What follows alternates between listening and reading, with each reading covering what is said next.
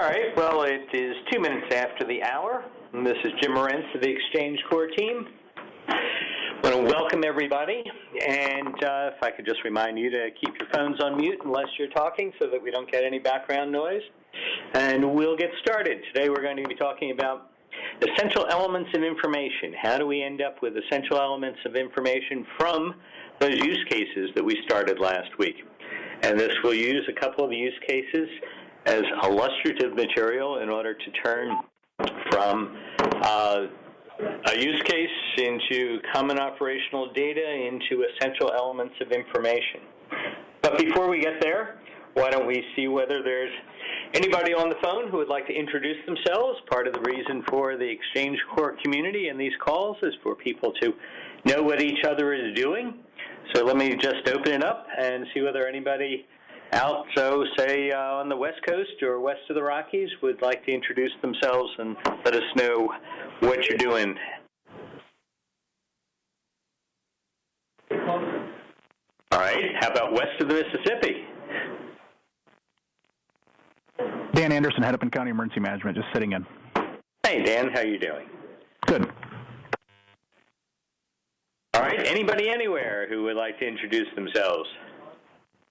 Doug Pasley with Haysex Technology. Oh, welcome. Jim Dundas with the Aegis Institute. Oh, glad you could join us today. Thank you, sir. Michael Alford with SRA. Oh, how you doing?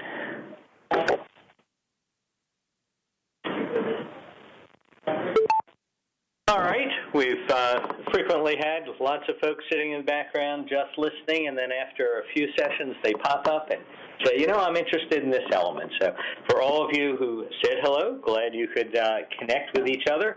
And for those of you in the background, I enjoy your privacy for now because I'm sure you'll be having something to say at some point. So welcome, everybody. What we're going to do is build on the use cases from the last XchangeCore webinar. And from those, answer a couple of key questions.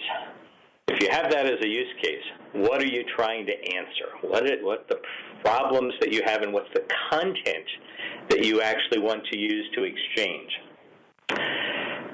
That leads us to essential elements of information and a discussion of how common operational data, which is the center of what XchangeCore moves back and forth, how that common operational data provides for essential elements of information, and how, in fact, it's important to composing those essential elements of information from that common operational data so that they become interoperable. And that's really our whole theme today, is how do we make essential elements of information interoperable across a whole lot of different end users, applications, and others. And then next time, we're going to see this happen. We're going to demonstrate interoperable essential elements of information from a number of different applications for a very specific purpose that I'll describe at the end. So, with that said, let's take a look at what we have. First of all, do a quick review of those use cases. First one was CAD-to-CAD exchange. Got somebody on the left, somebody on the right. They want to move data back and forth, back and forth, back and forth, back and forth. And as a spin-off of that, allow that information to be bounced out to a common operational picture to visualize what's happening in both communities. This says CAD-to-CAD, but this is any two applications that have a two-way flow of information. And subsequently, that information which is valuable to see on a map can be exposed for mapping. A whole bunch of crisis information management systems over on the left-hand side. Right-hand side, you've got other crisis information management systems. How do you move information from each one? And note those are all two-way arrows. Actually, some are two, some are one-ways. But how do you move that information and ensure you've got the same content simultaneously available and be able to translate them all to a COP? There's a use case, multiple applications that want to move information back and forth to each other. The next one we looked at was Everybody's got GIS data, lots of it sitting out there, thousands and thousands of layers. I'm really only interested in a little bit that matters to me, though. How do we use the OGC map context document that is inherent to XchangeCore to take that one piece of GIS data that's available over on the left-hand side, use XchangeCore to bookmark it so that every other application says, I know where to go get that data. It's over there where that red thing is, so that I'm able to share out to everybody who wants to know some specific subset of all that vast GIS data, that we have everybody who's using that at that time. The next one is, hey, I don't want to share all the time. I just want to share a little bit. I got A, B, C, and D over there. They're all sharing information all the time. But only when a certain incident type happens, or there's certain content there, or you're within a certain distance, that's the only time that I want it to bounce out of that group on the left that's sharing all the time, put it into that second XchangeCore on the right, and thus C over on the left becomes C over on the right. Threshold sharing by agreement, another use case that we looked at. Each one of these is leading us up to being able to describe what we want to move back and forth. Civilian military information sharing, and it doesn't have to be DoD civilian. This could be a public health agency that doesn't want to share all of its information out with a civilian agency because of whatever that barrier is, whether it's policy, whether it's a firewall, whether it's different networks, whether it's different organizations in ArcGIS Online that aren't moving information back and forth. What we have here are two different flows of information. The civilian guys over on the right-hand side, D, they're sharing out to the left-hand side, military or public health or whatever. D gets through all the time. That's the rule that says share that information out. From the left to the right, though, A, B, and C are sharing their information together all the time, but only selected information, whether it's public health or whether it's fire or whether it's military, only selected information by rule gets to go from the XchangeCore on the left where everybody's sharing information to the XchangeCore on the right where everybody's sharing information. So only under those certain specific cases does C pass through that barrier and end up being shared out with everybody on the other side. Field observation collection. Seen this a lot recently in some of the reports provided by California Earthquake Clearinghouse. Left-hand side passes to the right. Right-hand side looks at that and says, let me give you some ground truth information to push back over there for situational awareness. So I've got a suspected risk going from left to right. That's sort of an assignment to say, somebody go look at this potential risk. And from the left, you get the observation that says, I took a look, add this into your situational awareness. So those are the multiple use cases that we played through last week in much more detail than I just went through today, and you can go back and watch that recording if you'd like to see it all. All of which begs the question, all right, you want to move field observations, or you want to move across some proximity barrier, or you want to move back and forth and share it up to your common operating picture. That's great. Now, let's get down to it. What's the content you want to exchange? Well, that's what an essential element of information is. Essential element of information is lots of different definitions, which effectively means it's anything that you want it to mean. But it's key information exchanged to accomplish a whole set of things: situational awareness, situation reports, common operating pictures, emergency support functions, command and control, a shift change briefing. It's that core set of information that you want to see at any given time for any given emergency. But that's too broad.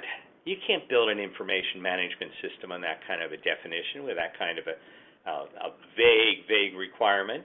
And when you sit down and look at a list of essential elements of information, you see why the vagueness of it creates a problem. So our question is, how do we get from use cases, which are pretty specific, we can sit there and say, gee, if I could do this, I'd be real happy, to essential elements of information that are often sort of vague. And then, how do I get from there to something that I can push through a computer? Because the computer doesn't like vagueness. None of what we're doing here likes vagueness. So what we need to do is work together to move from a use case to essential elements of information that are, in fact, interoperable. That's the key. So how do we start? Well, first of all, we're going to start off with emergency support functions. That's the big picture, sort of a wonderful description of what you, emergency management, and associated agencies do at any given time. You got transportation and communications, you got logistics, you got public safety going on, you got some recovery going on. All those things are part of what emergency management is and responding to an emergency is. So if I were to say, okay, let's what's essential about that? Well, this is published by FEMA. You could go right down that list of transportation. Well, what's essential is to know about my aviation, my restoration transportation infrastructure, where goods and services are restricted from movement, what kind of damage you have. All right, that's not bad. It's still a little vague, but not bad. Over there on ESF 6, mass care and others, what do I want to know? I want to know about mass care, emergency assistance, housing, human services, and sheltering. All right, that's a pretty good start. If I could say I'm going to build my system to be able to deliver information about mass care, I'm getting somewhere. Somewhere can get more specific, though. Emergency support number 5, which is emergency management, has an information and planning annex. And out of that, it tells us, and this is going to draw you right back to our earlier discussion there, it tells you that as soon as possible, actual on-site ground surveys will be performed. The reason for that is to establish ground truth for the following EEIs. If you don't know what's happening, all the models and forecasts are only going to give you a hint. So it gets back to that use case that we saw towards the end. The field observation was one that says, hey, I've got a potential risk, one that went from the left to the right, and I need somebody to observe that. Well, this observation, whether it's federal, state preliminary damage assessment or federal, state, and local government agencies, whoever it is out there, what they have to do is be able to provide ground truth in order to establish the reality of all these EEIs. So, moving from disparate systems to a common place to understand that ground truth is what XchangeCore is all about. But let's focus a little bit more on these EEIs because they're still a little vague. All right, boundaries of the disaster area. Okay, I could ground truth those things. Weather data, that's pretty good to ground truth. I've got seismic or other geophysical information. Yep, I could go out and do each one of these things. But if I'm doing them in multiple places, by multiple organizations, by multiple times, it begs for some better classification. So the International Association for Disaster Preparedness took those essential elements of information and said, all right, let's classify them in a couple of different ways. So let's classify what period of time they're valuable in. My boundary of the disaster, is it only good for 1 to 3 days, or is it good for more than a dozen days? So they group these into disaster area, assessment EEIs, response and recovery, and you're going to see various times when if I can't deliver a pretty good status of communication systems in that 1 to 3 day period, I probably missed the boat. If I have to wait 11 days for that, it's not essential anymore. So, somebody's tried to classify those essential elements of information. Tried to classify it in other ways. The Homeland Security Geospatial Concept of Operations, the GeoConops, did the same thing. If you look at that left-hand column, those are all derived from ESF 5. We can go back and trace those back. And they said, all right, now we got a little bit more specificity that I can provide. That boundaries of the disaster area, and just saying, instead of saying do it, Here's some things that we know we can do. We can provide an earthquake notification or a shake map or a hazmat release. We can summarize the impacts. We can get some imagery. We can give you a dam failure inundation.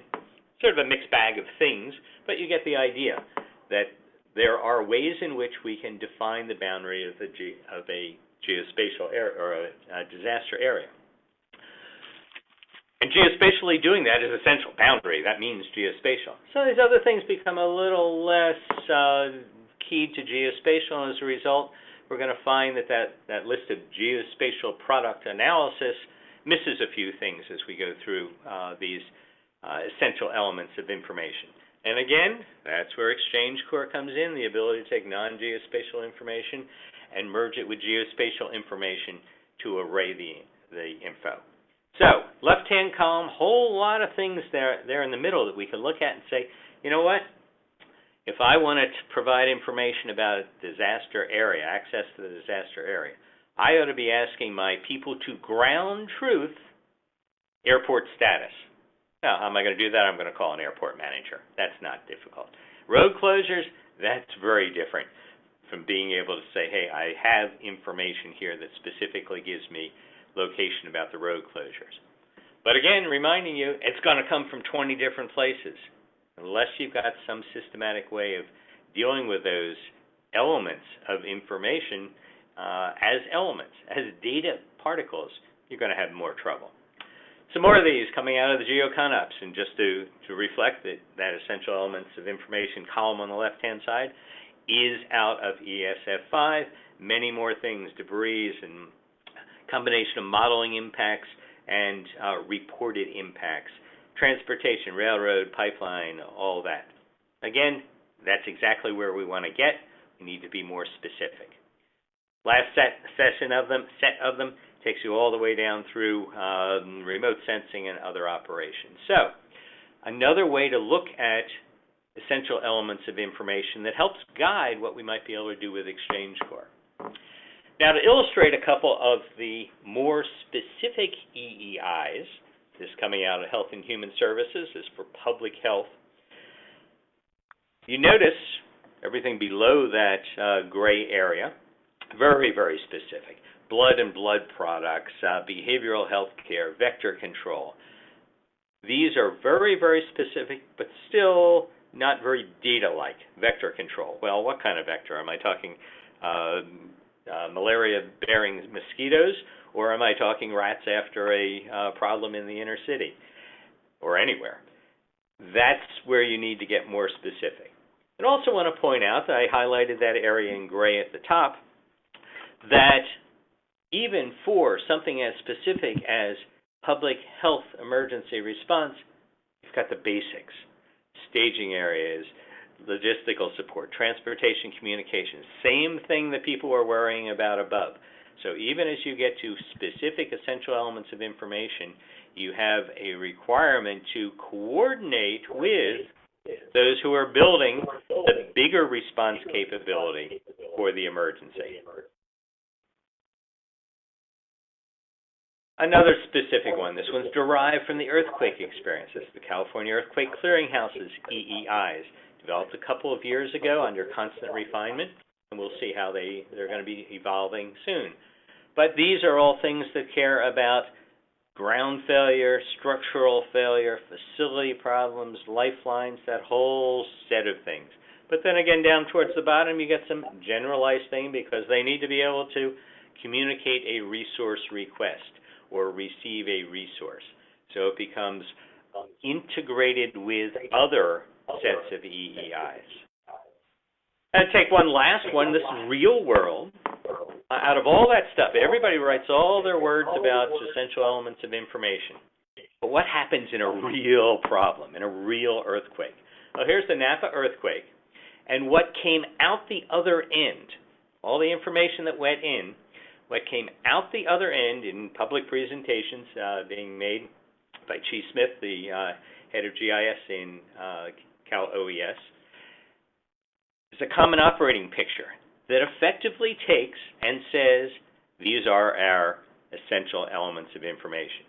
So here, they're as big as a shake map. You heard that referenced earlier in the GeoConups. Perfect collateral match there. Damaged facilities, yellow tags, red tags, getting into a very specific data description of those. Then historic buildings, water leaks, shelters, mobile parks. These are the things that became essential as a result of the Napa earthquake. So, out of all these things, the lesson that we want to learn is really about the challenge that we face. And the challenge is essential elements of information come from multiple disciplines, multiple sources with multiple terminologies. And everybody does not use the same tools or the same words. Again, everybody doesn't use the same tools or the same words. If we did, life would sure be easy. But fire have a different reason for using their information systems than police, and they use different terminology, as do the feds compared to the states. If you take a look at that emergency support functions, FEMA said, we have a national plan, and here's our emergency support functions, and the state said, nice idea. I've got 2 more here that I want to throw in. I got another one here. I'm not going to do that one, and this one's going to be called this. So you go to the states, and you're going to have rough proximity with the national guidance, but even at that high level of emergency support functions, you're going to go places where they aren't called that. They're called emergency functions. And they're not called 1 to 15. They've got 16, 17, and 18. So that's the challenge that faces us in trying to come up with something really specific, like an essential element of information. So this is where XchangeCore's experience comes in. XchangeCore, for the last several years, has been built around common operational data. And that common operational data provides a framework for essential elements of information. These common operational data have been derived from dozens and dozens of interoperability use cases, and from, where are we now, 5 years of actual operation in many, many different locations, from a fire and a police department talking to each other, 2 police departments talking to each other, to an entire state with 30 interacting XchangeCores talking back and forth to each other across city, county, state, military, and multiple state agencies. So this framework has stood the test of time. Those of you who have been on calls have seen it before, so let's repeat it for anybody who's new. The basic structure is, what is it? I need to know what this thing is because I have to have multiple agencies talking about the same thing. The geospatial view, absolutely critical. Number 2 item on the list. Who's in charge? Number 3. I wouldn't have thought that when we started this, but every government organization that we talked to said, I want to know what it is, where it is, and who's responsible for it. So those people came up very, very high on the list. And who should know? I now know this thing. Should I let anybody else know? And should I know that other people know? Critical element of information. What's the impact? Clearly, both now using sensors and cameras, as well as in the future using loss estimates and models. What's the response? Who's already getting involved? What standard operating procedures exist? Who's doing what? What's happening now? This is my situational awareness, common operating picture. How do I pull as much as I can that's useful into a shared view so that everybody knows what's happening? And then, of course, absolutely critical to managing an emergency, what's happening next? Where's my incident action plan? Based back in the incident command system. So from this, and I've said this for a long time, this is the first time we've actually taken the time to do the study of it. I've said that you can put anybody's essential element of information into this set of categories and thus structure it better. What I mean by structuring it better, for every one of these questions, there is a body of standardized formatted information in XchangeCore that moves these answers through here, that moves what we'll eventually see are essential elements of information through here. So I'm not having to make up anything. This is a structure that exists today called Common Operational Data. So what's our job? We've had that list for a while. What's the job right now? We have to find out what essential elements of information are found in that common operational data. We got lots to choose from. We got FEMA's, we got the geospatial CONOPS, we got Health and Human Services, and others. And it's not a one-time job. It's something that everybody will do. So what essential elements of information are found in that common operational data? Then what's the specific content that we're talking about moving back and forth? And then thirdly, can we, and I leave this as a question, can we compose interoperable essential elements of information out of that common operational data content? If we can do that, then we will take in a couple of steps along the lines to having interoperable EEIs. So let's take a stab at it. This isn't the definitive answer. This is me sitting here with a little bit of experience and offering this to the XchangeCore community to begin building on. And at the end of this, we'll show how the next step in building on it's going to take place. So my first common operational data is, what's the incident? As you see, we're going to build emergency information, essential elements of information categories, EEI categories. Here are three that fit into the category of what is the incident: boundary, jurisdictional boundaries, and hazard-specific information. Logical fit from that FEMA list and the others modifications into the common operational data. All right? Whoa, where do we go there? Oh, I know that's right. Sorry. Wanted to illustrate for you. I knew there was some value here. Wanted to illustrate for you these boundaries, the boundaries, jurisdictional and hazard specific, come right out of ESF 5 functional annex. Boundaries, jurisdictional boundaries, and hazard specific. We're going to be taking this list and some of the other components, but taking effectively this list and composing it into common operational data. The second thing we do is take content examples. Many of these I've drawn from the geospatial CONOPS where they were appropriate, and then added others where they were non-geospatial. So, content for each one of these EEI categories starts to get us a little bit more specific. So I could send my data through the system and say, here is an oil/hazmat release. It satisfies my EEI for boundaries of the disaster area. That would be pretty good progress. If I were able to go to a drop-down list, let's say, and pick that off, pass that around to other people, gee, I'm starting to maybe organize my thinking across different applications. All of you know the problem with that. You go to a drop-down list in any application, and it's going to be different. And you go to any large federal agency and say, do you have the definitive drop-down list? And you're probably not going to get it. Something best drawn from the community, which is what we are. Last column here, composing candidate keywords, phrases, metadata, which become the XchangeCore digest what?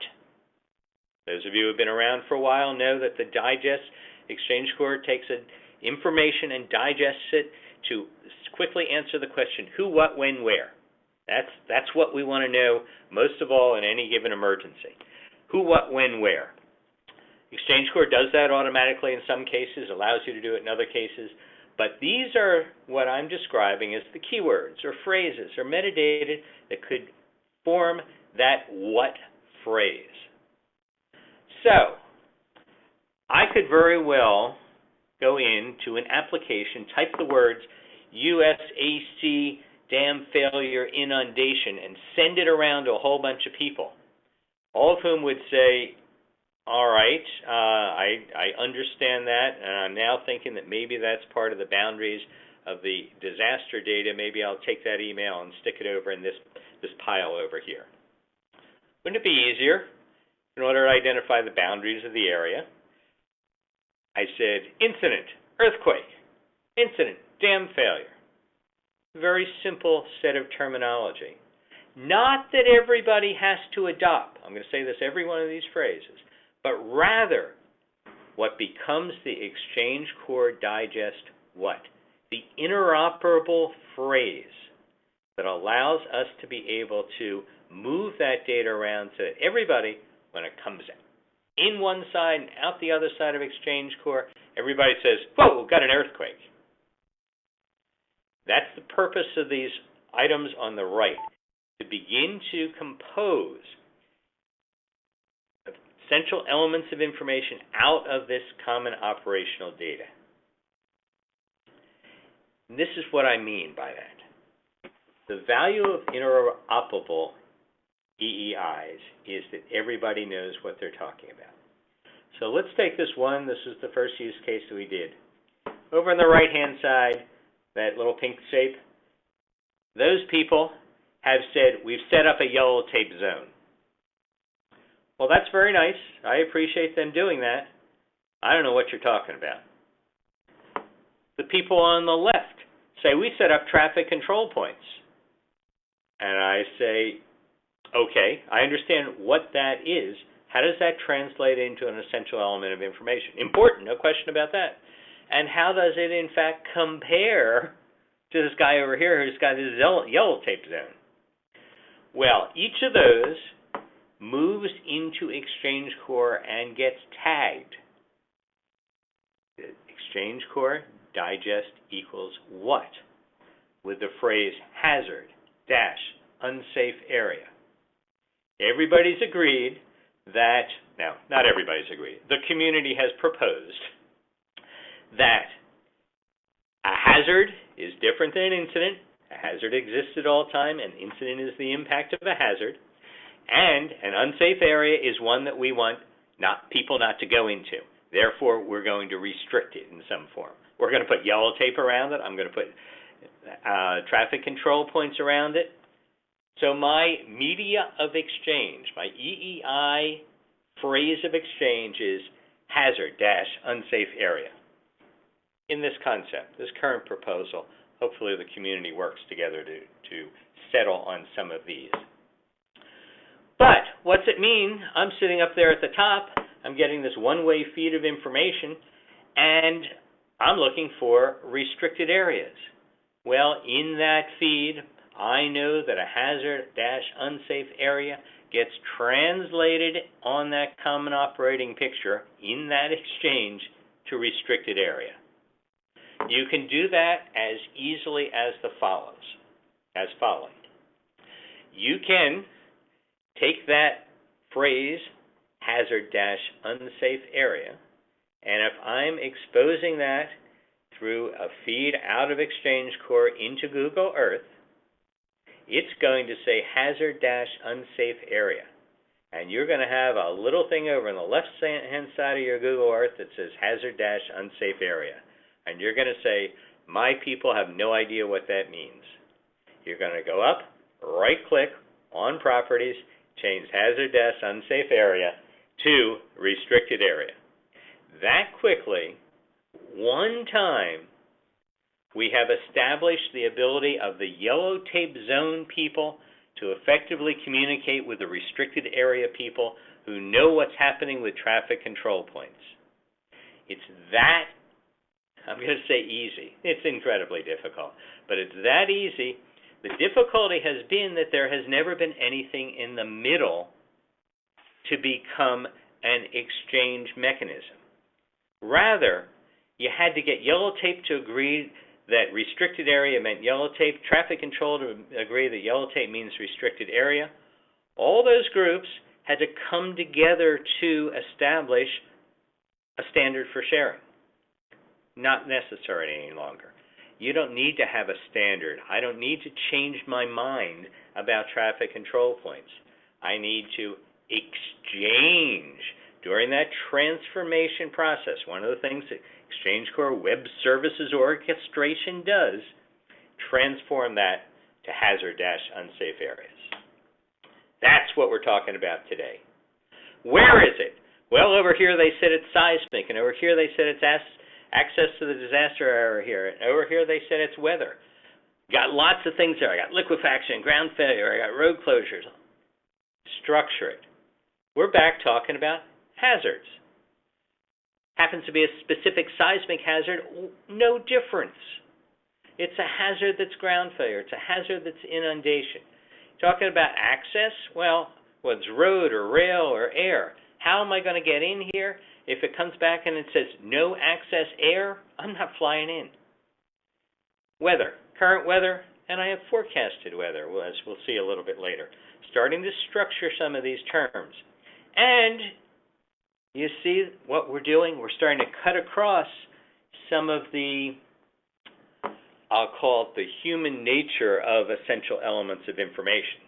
Because if you look in the bottom right-hand corner, we saw that essential element of information out of ESS 5, that the phrase was hazard-specific information. And yet over here in the upper left-hand corner, somebody said, well, gee, maybe it's seismic or geophysical. Well, to me, that seems like it's a hazard. You want to keep it separate? Perfect. No problem at all, because XchangeCore allows you to do that. It allows you to do that by creating these, again, candidate words that the community needs to come together on that describe what happens inside of XchangeCore. And seismic or other geophysical hazards are hazards. Specific hazards of fires or structural hazards, they're hazards. They're further defined, but when somebody says, where is it and what is it, I can say, hey, look, I got this set of hazards there. They're defining it with essential elements of information. All right, let's take the next one. Who's in charge? Here we see a lot of things that aren't covered in the geospatial concept of operations very much because they're generally not geospatial. Status of ESF activation, that's going to be a checklist. Overall priorities for response, that's going to be a situation report. Status of personnel, yeah, I'm going to want to know where those people are located, but give me a list of who they are and what their capabilities are in that IMAT deployment. So, same thing though. We don't care where the information is ultimately displayed or where it originates. What we are in the middle is creating a phrase or metadata or a keyword to describe what's happening. And what I've got here are priorities, declaration, ESF. I don't care whether that's an ESF status. Somebody comes along and says, I've got an ESF that just floated down the river. Well, let's put ESF closed as another subcategory there. Build that information. SITREPs, EOCs, activated, not activated. Who are they and where are they? Deployment, is it people, is it equipment, it's whatever. Beginning to compose those words. Rolling through these now. Who should know? Well, the status of key personnel, status of operating facilities, public safety. This is the alert component. Who should know? Well, I've got that whole long list of people, organizations in the middle there under data content examples. But what I care is, have they been notified? So in my Common Alerting Protocol component of XchangeCore, I can determine whether a notification has gone out to the CERT team or to the EOC staff has. And if it hasn't, I can create a CAP message that allows me to then push that information out, even if you go all the way down to the bottom to say, hey, here's a set of information that should go out through IPAWS. It's been created by somebody, passed through XchangeCore, proposed to an IPAWS, I'm forgetting the name, the official IPAWS sender, and it then goes out to IPAWS, and if it does, XchangeCore knows that it went, and you're back up to the top again saying, a notification just went out to the public. That cycle of information, absolutely critical, and again, you're starting to see a structure here for some of these non-geospatial components here. What's the impact? Here we go. Demographics, social, economic, political. Some of the key data things are population exposed, income, age, the impacted population. Well, let's start to take a look at these impacts in a couple of different ways. We have statistical impacts. ones that we can go and say how many are located in this area. We can run models, flood models or debris models or any of those guys. That's a forecast, and it's a forecast of an impact. And there's a specific way in which we phrase that forecast of the impact. And we've got things that are happening now. We've got red tag buildings, and we've got areas of concern, and we've got power supplies that's damaged. Well, those are observed. If you look at the EEI, it's initial assessments. Really could read any assessment, including that preliminary damage assessment, but that's observed. So we've got statistical, we've got forecast, we've got observed. We have a way to begin to structure into the appropriate EEI to be able to provide what in effect is a continuum of activity. I can look in a book and say there are 2,000 people in that county. I can get a forecast that applies the surge model slosh model on top of that area and say, 1,500 of those people are going to be impacted, and I can finally observe at a later period of time that 700 of those are back in their houses. So I've got 800 people who are currently displaced. Composing the EEI from that common operational data. A couple more of these. What's the response? Absolutely critical. You got donations. You got public safety. You've got remote sensing and reconnaissance. You're caring about people, and you've got resources to manage.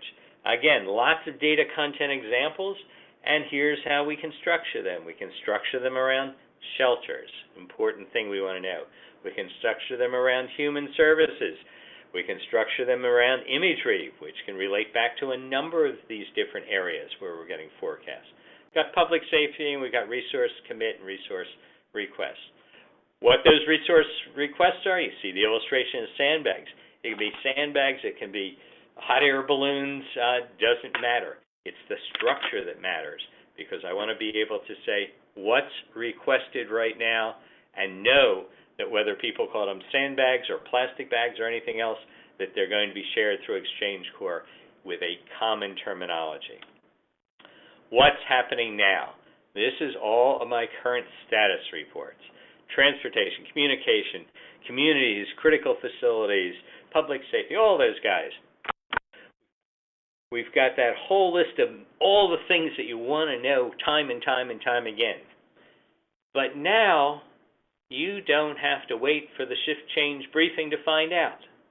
You don't have to wait for somebody to produce a map to carry into your office to find out.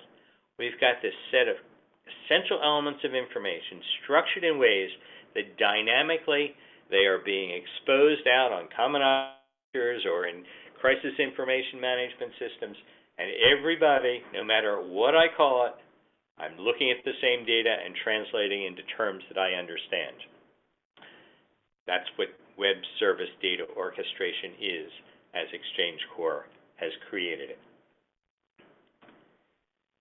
And what's next? Got my emergency action plan, got sit reps, and you notice we had sit reps earlier. Well, these are sit reps for the ESF situation report about major issues. Earlier we had sit reps, and what was that? We had sit reps about the community. So somebody says, what's your situation? I can bring together my ESF sit reps, my community sit reps, and for those of you who have been following XchangeCore, I can either see them all, or I can filter them out so only certain people see certain things. So sit rep, common, the subsequent information can be controlled in any way that you want it to be. Weather, earlier we saw current, now we got a weather forecast. What's happening next? And predictive modeling, previously you saw the models of the impact as the,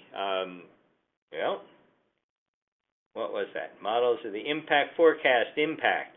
There we go. And this is now the next period of time. What is my next forecast of the impact, allowing me to draw all those components together. So,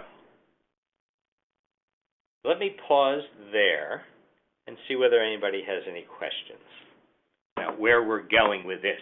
We're not there yet, but where we're going with it. Questions, anybody? Jim, this is Dan Anderson. The EEI categories specific to, well, not specifically to ESF5, but those EEI categories were something that were, are they commonly known, or are those something that were developed for the intent of this slideshow? No, that's been out for half a decade or so. It's part of the Information and Planning Annex of the Emergency Management ESF plan. So it's okay, FEMA publication, and shoot, I should have put a reference up there. Sorry. If you can give me one at some point, that would be nice. Yeah, absolutely. I have the URL from where I took that from. Thank you. Sure. Other questions? Yes, hello? Yes. David Sheptanovsky. I was just wondering, what about a situation where communication tools such as either the internet or mobile networks are down? Would there be some kind of backup to communicate with other forms? Would there be another way to stay connected if for some reason communication networks went down? Well, there are multiple alternate communication systems. I'm sitting here looking at my phone. If the cellular goes down, I can walk into Starbucks. If Starbucks loses all power and can't get me anyplace, I can still operate on my cellular phone with a multiple set of apps where I can continue to record information until I walk to the next Starbucks and are able to upload that information. The importance of that energy infrastructure can never be understated, but there are many ways that it gets reconstructed very, very quickly. All the major cellular companies have cows, cell on wheels, and they roll those out of their warehouses into major urban areas as quickly as they can be driven. So lots of redundant communication capabilities that mean that it's not often that people are out for weeks at a time, days at a time, certainly hours. You should plan on that. And everybody still maintains the pencil and paper as a backup. Other questions? Okay, thank you very much. Sure. Other questions? All right. Well, then let's talk about next time, because what we're going to do is see this in operation. We're going to be selecting some of these, and we're working through the California Earthquake Clearinghouse, and they're involved right now in the national level exercise planning. And one of the things that we're going to be doing is selecting for that specific instance a set of this structured essential elements of information. And we're going to show you them moving around. How, if one application uses some of those as a drop-down list, they move through XchangeCore. How other applications don't use those at all, but they can be transformed through XchangeCore. And how other applications who don't use that kind of a structure, somebody has to sit there and say, well, yeah, this is pretty awkward, but I want to communicate this with everybody, so I'm going to type incident-earthquake rather than say big shaking earthquake. The idea is that there are many different ways to get this structured.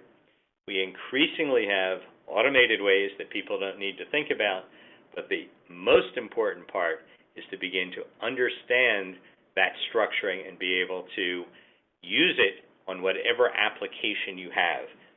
Translating it where available, hand jamming it in if essential, but always being able to deliver, produce, and consume that same structured information. So next time around, we're going to have a little preview of how this will work in some of the terminology that's going to be used in the now, wow, there must be 15 different departments and agencies that are operating with the California Earthquake Clearinghouse in that technology interoperability part of the national level exercise that they're doing. An official part of the exercise, by the way, written in by FEMA. So that will be exciting to see that unfold in mid-May, and we'll be following that closely through our XchangeCore calls. But for our next webinar, we're going to show you how that moves and prove the concept that we just laid out of being able to exchange information. Questions, comments, thoughts? The microphone is open about that or anything else that you'd like to talk about.